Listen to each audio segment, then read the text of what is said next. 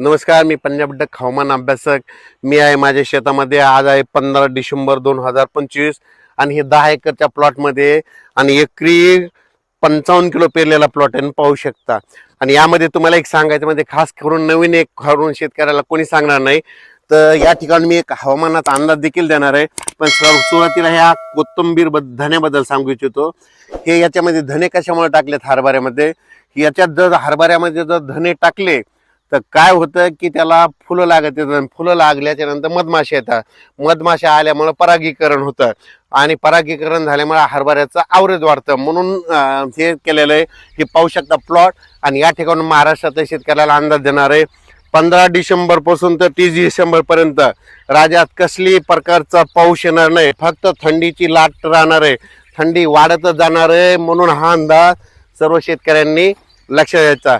म्हणजे सांगायचं झालं तर पूर्व विदर्भ, पश्चिम विदर्भ, दक्षिण महाराष्ट्र, उत्तर महाराष्ट्र, कोकणपट्टी, खानदेश, मराठवाडा सगळीकडे तीव्र थंडीची लाट येणार आहे. म्हणून हा अंदाज सर्व शेतकऱ्यांनी लक्षात घ्यायचा.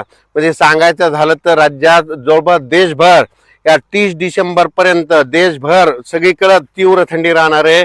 म्हणून हा अंदाज लक्षात घ्यायचा. म्हणजे सांगायचं झालं तर म्हणजे देशात देखील तीव्र थंडी ह्या 30 डिसेंबर पर्यंत असणार आहे. म्हणून हा अंदाज सर्व शेतकऱ्यांनी लक्षात द्यायचा. पूर्व विदर्भ त्याच्यामध्ये निफाड, पुणे, परभणी ह्या पट्ट्याचा पारा काही ठिकाणी 7 अंश, कुठं 8 अंश, कुठं 9 अंशावर जाणार आहे. म्हणून हे देखील लक्षात द्यायचं. यावर्षी जानेवारीमध्ये देखील थंडीची खूप चावल राहणार आहे. म्हणून हा अंदाज सर्व शेतकऱ्यांनी लक्षात द्यायचा. म्हणजे ज्यांच्याकडे हरभरा असेल तर तुम्ही फवारण्या करू शकता. त्याच्यानंतर गव्हाला देखील फवारण्या करू शकता. एक बुरशीनाशक, कीटकनाशक फवारणी करायची. हरभऱ्याला फवारणी करू शकता. डाळिंब शेतकऱ्यांनी काय करायचं, ह्या थंडीचा अंदाज घेऊन काय फवारण्याचे नियोजन लावायचं. द्राक्ष शेतकऱ्या बागायतदारांना थंडी खूप राहणार आहे म्हणून त्याचं देखील नियोजन लावायचं. म्हणजे सांगायचं झालं तीव्र थंडी असल्यामुळं नेमकं तुमच्या द्राक्ष, डाळिंबा कोणतं कीड रोग येऊ शकतं त्याबद्दल तुम्ही तुमचं ते तयारी करू शकता. पण राज्यात मात्र कसला 30 डिसेंबरपर्यंत कसलाच पाऊस येणार नाही. फक्त मात्र थंडी खूप राहणार आहे. उत्तरेकडून वारं येणार आहे.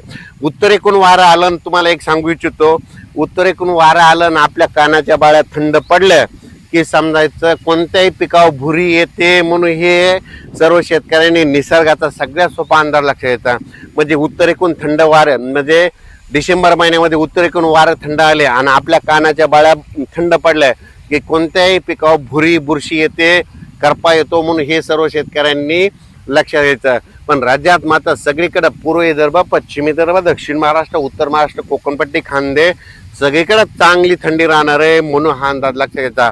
रात्री 11 वाजता अशी चांगली तीव्र अशी हे येईल, वारं सुटल्यानंतर 11च्या नंतर चांगली थंडी जाणवायला सुरुवात होणार आहे. म्हणून हे शेतकऱ्यांना लक्षात घ्यायचं. अचानक वातावरण बदल झाला तर लगेच एक हवामानाचा अंदाज एक इन्स्टाद्वारे देण्यात येईल, यूट्यूबच्या माध्यमातून येण्यात येईल. म्हणून हे देखील सर्व शेतकऱ्यांनी लक्षात घ्यायचं.